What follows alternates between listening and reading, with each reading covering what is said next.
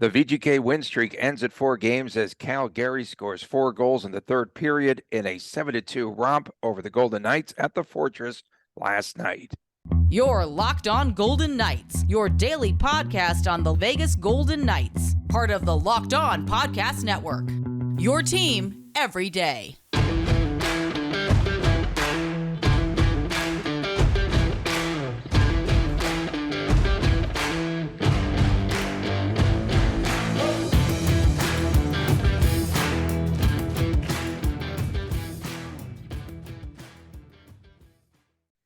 Hi again, everyone. Tony Cardasco along with Chris Golick. We come to you each and every day, Monday through Friday, from Las Vegas. Locked On VGK is where to find us on Twitter. He is at TDChrisG. I am at Tony Dasco. Please subscribe to the YouTube channel. And happy St. Patrick's Day, one and all. And please, especially here on the roadways in Southern Nevada, in Las Vegas, be careful out there and use rideshare. Don't drink and drive. That's all we have to say.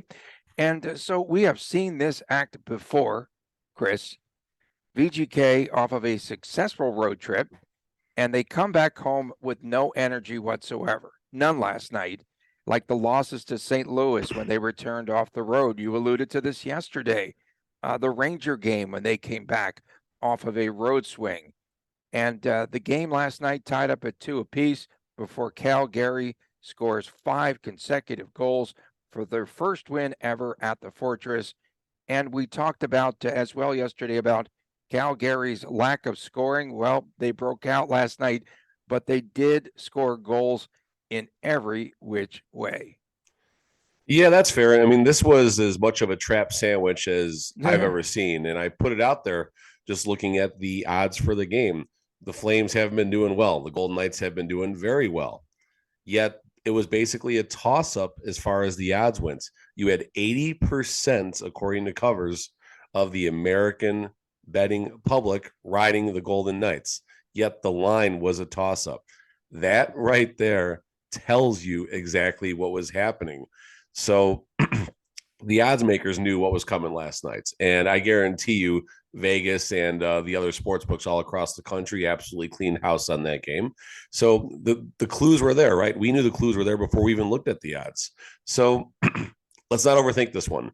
Yes, they did come back off of the road trip. The travel schedule was a bit wonky, but so what? That doesn't matter. The team definitely needs to show up because in the playoffs, these games are going to be just as difficult, and there could be some strange travel come playoffs, especially if you wind up playing, a team from the Midwest, in the second round or the conference finals or even in the first round. So we're not going to chalk that up as an excuse or anything like that. Credit the Flames. I mean, let's not go too far without, telling the Flames good job.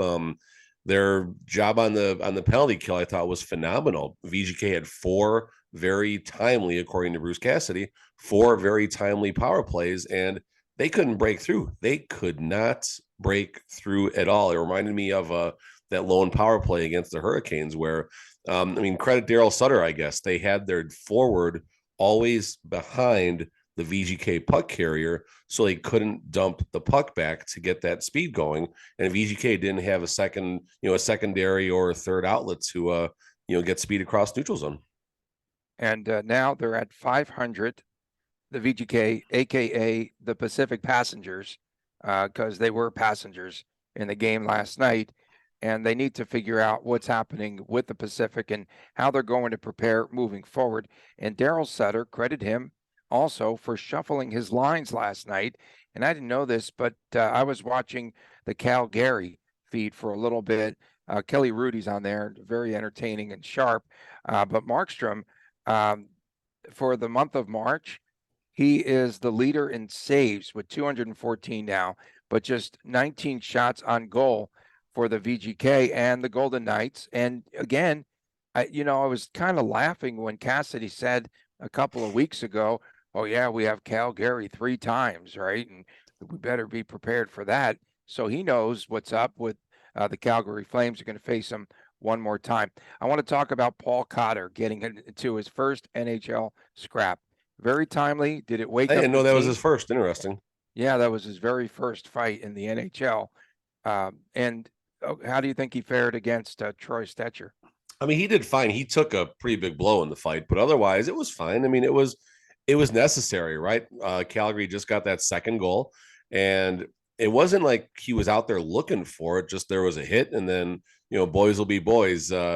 Cotter takes a slash to the legs. He doesn't like it. You get the stare down for a second, and off the boys went. So I thought it was good timing. I thought it was nice that it was in front of the VGK bench to get him going. Cassidy did mention that in the presser. His words, not the two guys you might expect in that circumstance, but I mean, who does VGK have to fight in this circumstance, right? I mean, it's Paul Cotter. Like, who else? Braden McNabb's not a good fighter. We saw what Alec Martinez did when he tried to drop the gloves. Howden can throw, I think, if he needs to. But outside of that, there's not a whole lot of meat right now on the bone for the VGK as far as that department goes. I mean, you're missing three important players, definitely two in the physical departments, simply in Will Carrier. He called him Carrier last night. He did. And Coley. So, we'll see how soon one or both of them are ready to come back. It seems like Nick Waugh is actually going to be the next one that's going to emerge from our injury cocoon right now, and that'll be certainly a good help. And rough game last night, but so be it.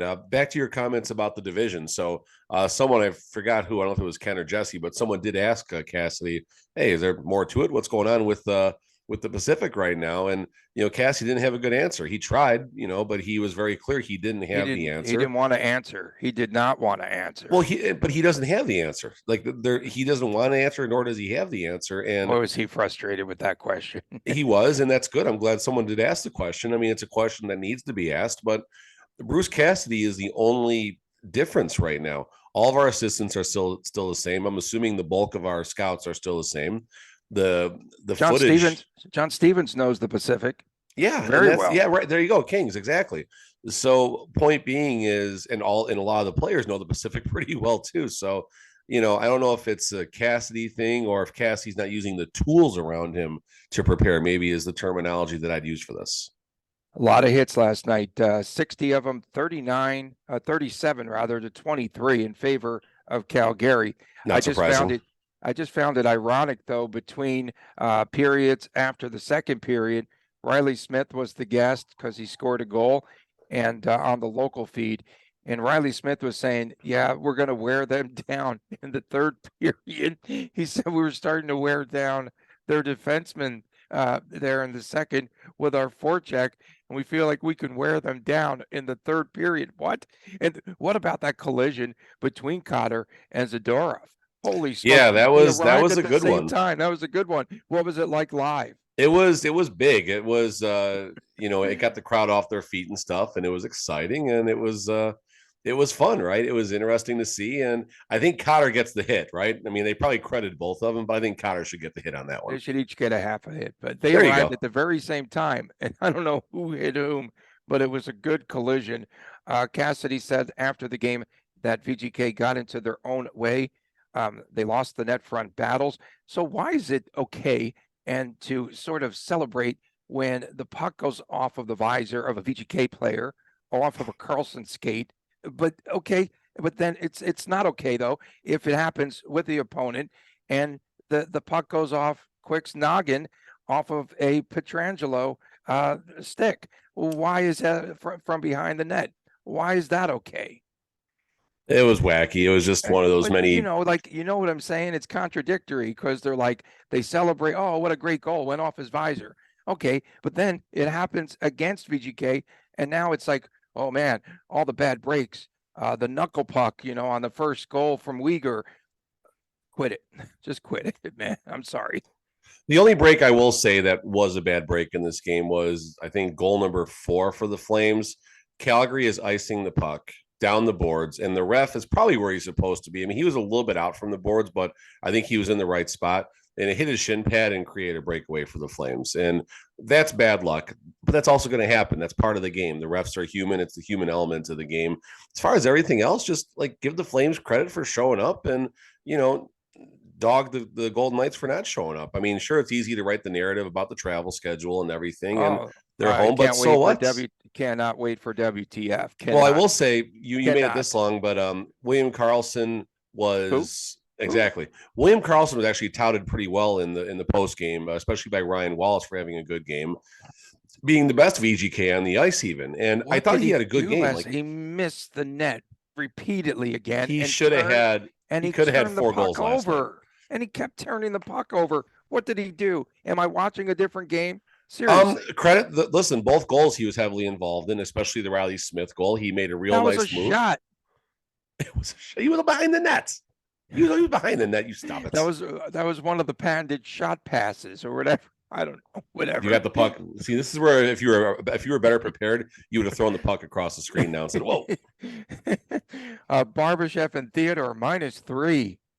Theodore's having a rough. He's having a rough go of things lately. The last couple of games, especially. Definitely, well. Yeah, no doubt. It's a bad game. Bad game.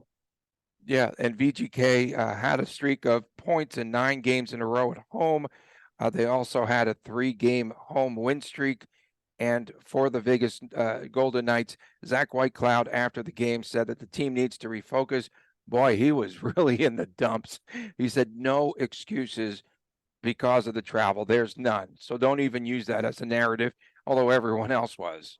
But our teams are going to start roughing it up against VGK. That's very evident right now. And they know that this is the way to beat the Golden Knights. They do.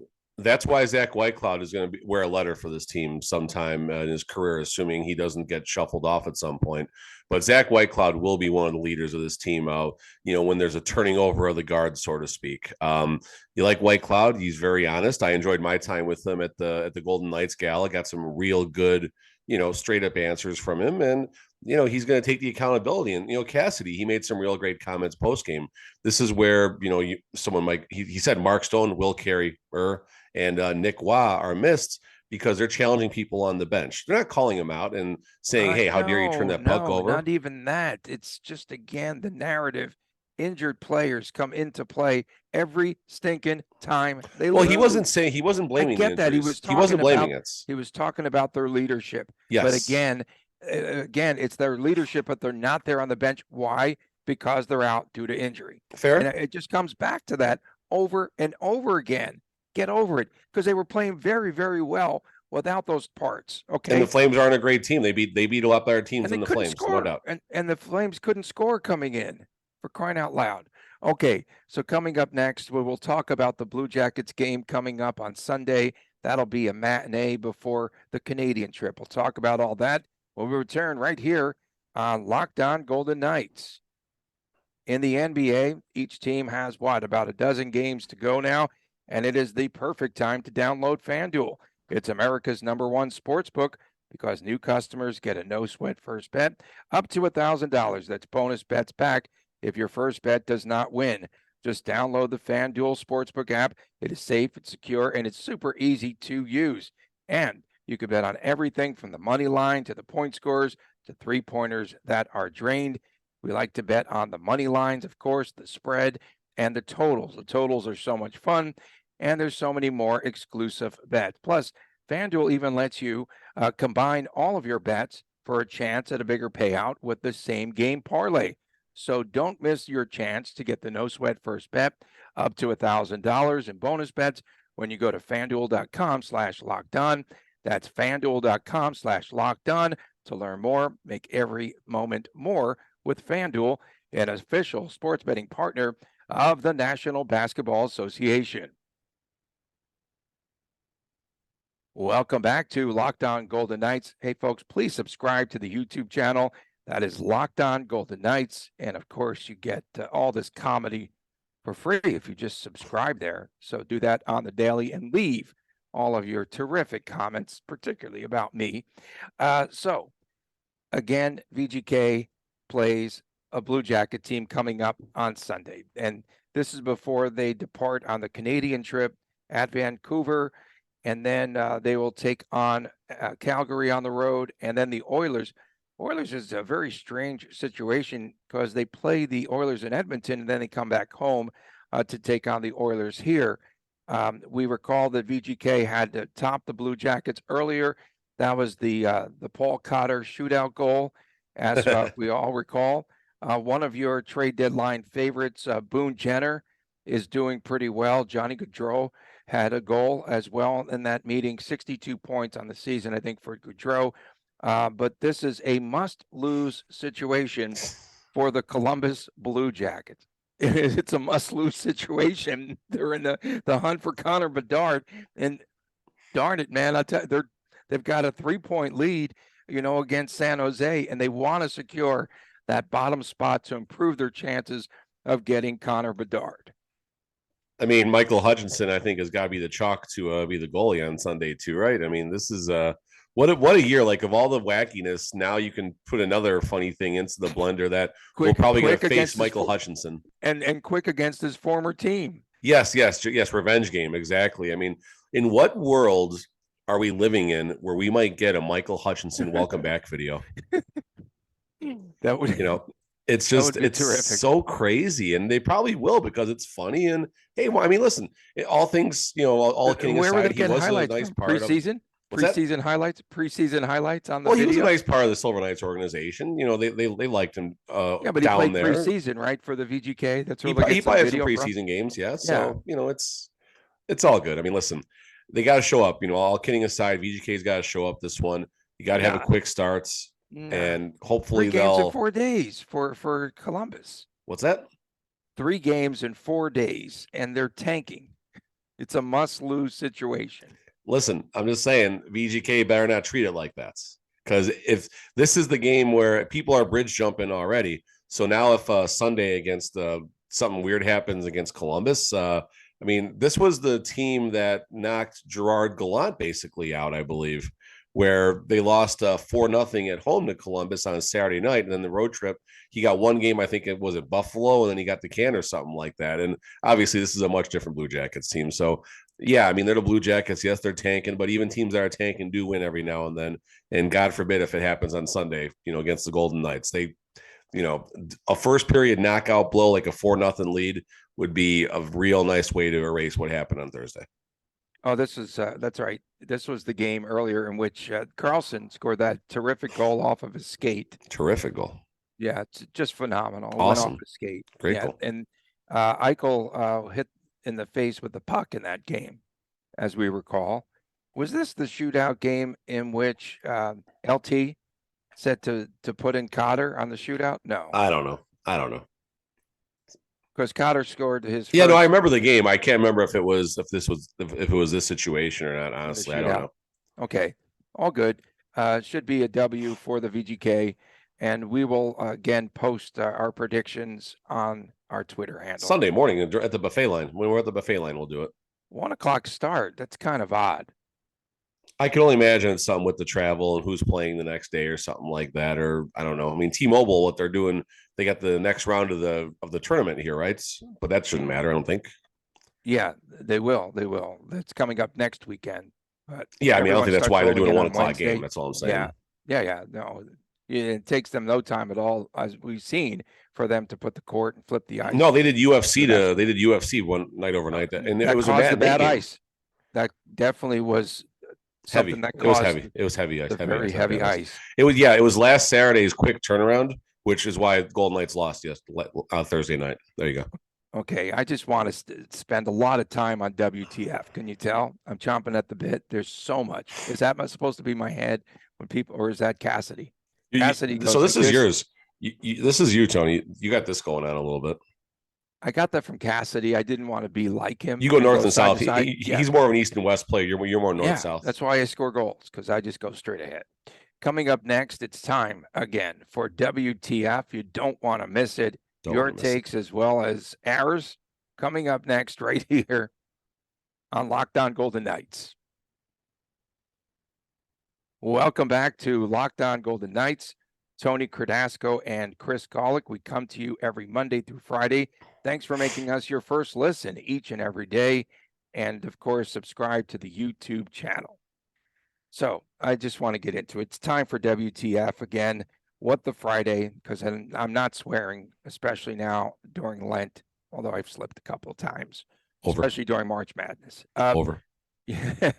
Bet those overs on Quick. Yeah. Now 4-1 to the over. Okay. Yeah. Enough said. Enough said. Okay. I'm going to start here with our WTF take. Darren Elliott and Derek England. Please, please, please, please, please. No complaining about the scheduling from the road trip to coming home on the post-game show. They said that the schedule was against the VGK. I'm like, can you please repeat that? Can you please stop? Are you really going to go there? This might take the whole segment. Yeah. I mean, come on, really? Like, VGK has had the best scheduling on the planet, thanks to Mr. Foley for trading out a lot of his vineyard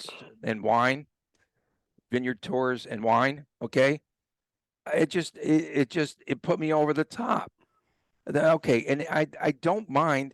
I thought that Bruce Cassidy and whoever their travel person is with VGK did a good job. Stay in Philadelphia, get a full night's rest, then travel during the day, go home, sleep in your own bed with your puppy and your pregnant wife, and then come back the next day and play hockey. I just can't understand this. So many teams have come here on the tail end of a back-to-back, having to travel, having to change time zones, and they're going to say that the schedule was against the VGK. No. I just can't, I could not believe that they went there because of all the excuses in the world. Scheduling has been something that has helped VGK along the way. WTF. So the Golden Knights, they send out usually a series of surveys throughout the season. They ask, basically the pulse of what the season ticket holders are.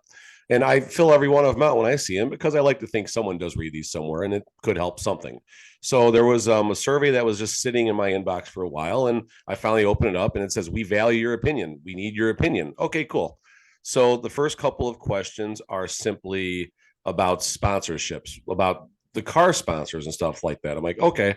And then it's, how likely are you to buy a Toyota or a Hyundai or a Ford? I'm like, whatever. Okay, sure, doesn't apply. And it was like 14 questions deep. And then all of a sudden, and then they're all car questions. Every single one after, what's your gender? How much money do you make? How many good games do you watch? It was all car questions. So, like, I thought at some point they were going to ask me how I felt about the concession prices, or, walking around in front of T-Mobile, or the parking, or the in-game experience. Like, no, it was all stupid questions about sponsors. So VGK, don't send me these stupid surveys that are going to take my time, that are only going to help you sell sponsorships, because you're going to take this data that I give you and you're going to hand it to Ford or Hyundai or Chevy or whoever it is you're trying to pitch for millions of dollars and say, listen, 48% of our people are looking to buy a Hyundai right now. You need to sponsor us, and here's why. That is not why I'm a season ticket holder of this team. So stop sending me that garbage and ask me how I feel about the team and what's happening, or send me a survey about the survey. That's an even better idea. Let's plan a meeting for a meeting. This is really good ways to spend our time. So WTF VGK, stop wasting my time and stop, making me feel like I'm wasting my money. WTF, Braden McNabb came in with 1 goal on the season. Almost had his second goal last night. He comes in on Markstrom, first shot off of his pads, really fast, quickly. He lifts the puck up and hits the top of the crossbar, but then goes into full Sully mode. He doesn't score often, so he doesn't know if a goal is a goal. So he's celebrating and skating around and jumping up and down. No, sir. Way too soon. Please don't do that again. No, Sully, unless you score. WTF. His last goal was on December the 27th against the Kings. That's 31 games ago. You need to know, Braden McNabb, when a goal is a stinking goal. WTF. I am so taking Braden McNabb Sunday for a lock of the night. So another one here. The Vegas Golden Knights were hosting some events to become season ticket holders or change your seats to a new location this week. And I saw multiple people wishing to change from their current seats to different seats in the same exact price zone. You're more than welcome to do that, but you're going to do it at the new price. So what I'm trying to say here is, my tickets, full disclosure, everybody, I think I'm paying $36 a ticket right now in the back of 217. It started as $25 a ticket for, because I'm a day one season ticket holder. So I'm in a really nice spot. I think it's going up to $40 a game next season, which is very reasonable. But as an example, if my good friends Kevin and Christy, who sit right behind me, if they're going to give up their season tickets and I say, ooh, I want those tickets instead, 1 row behind me, I'm going to get charged 25% more per ticket to do so. They're going to hit me at the new member season ticket price. Another just poor example of something. This happened to a good friend of mine. They were selling season tickets in the same row that my friend had. When his renewal came up, he was still under contract. A new season ticket holder could buy the same season tickets he has for like 20% less. It was like $4,000 less or something like that than what he's paying. He has 4 tickets, $1,000 ticket, do the math. So it took his season ticket rep told him basically to pound sand. Said, listen, here's the prices. Here's your contract. Thank you for being a loyal fan. It took me actually sending an email to someone higher up I knew within the organization who looked at it and said, yeah, this is crap. Let's get it fixed. So the business of the VGK needs to change a little bit. And it goes back to that survey that was sent out, and it goes to what's happening with the season ticket prices and stuff.